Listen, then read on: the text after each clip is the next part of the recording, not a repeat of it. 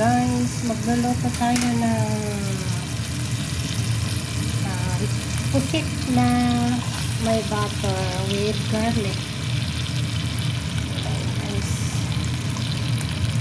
luto muna natin yung garlic.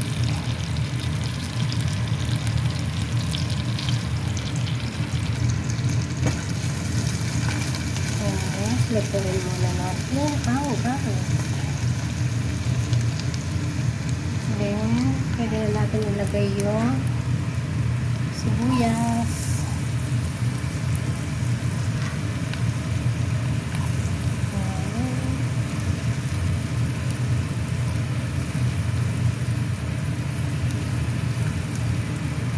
Ano to? Squid with butter and garlic.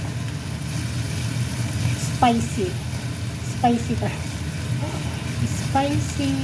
squid with butter and garlic.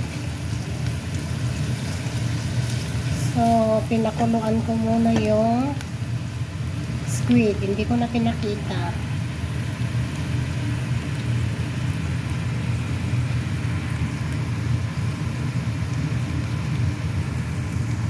So bali ito yung squid, guys. Maliliit lang siya. Pinakuluan ko muna.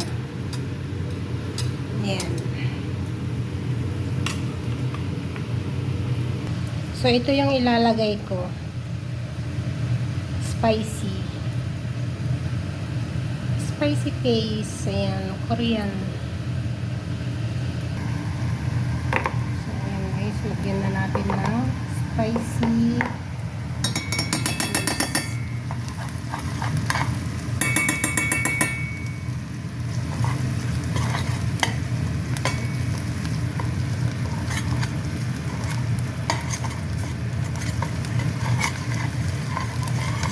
Konti lang to kasi para sa akin lang. Hindi ako nagluluto ng squid sa mga alaga ko.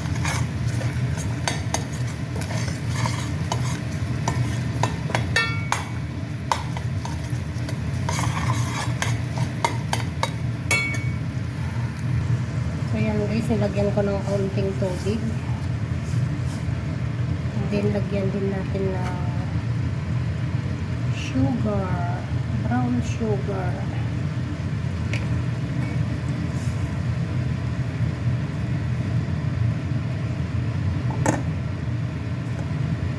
Ayan. So, hindi ko na siya lalagyan ng ketchup. Tama na yan.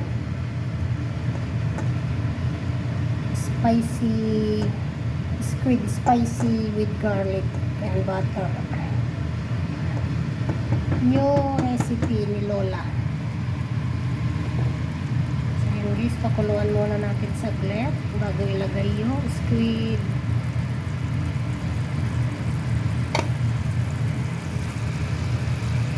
So lagyan ko pa pala ng ito, paminta. And then lagyan ng konting asin. Ayan. Ayan, i-mix.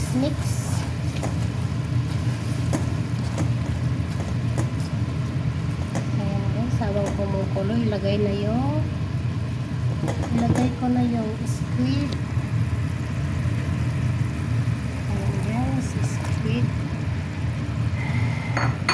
Isang pang isang ulam lang. Lutuin natin ng kahit 2 minutes. Ayan. 2 minutes lang para hindi siya ma-overcook. Pakuluan muna natin. And then, ilagay yung takpan muna. Hintayin natin yung 2 minutes.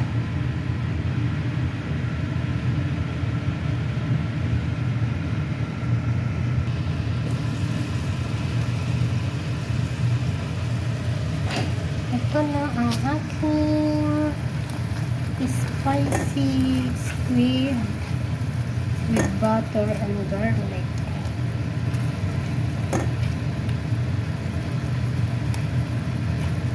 Ayan lang guys. Liliit. Isang ano lang. Ano siya? Mas maliit pa siya sa bite size. Tingnan nga nyo naman niya. Ayan. Liit. Cute na squid. Very cute. So, ayan guys. Luto na ang aking spicy squid with butter and garlic.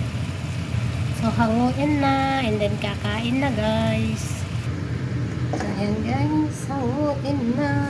Kakain na. Ayan.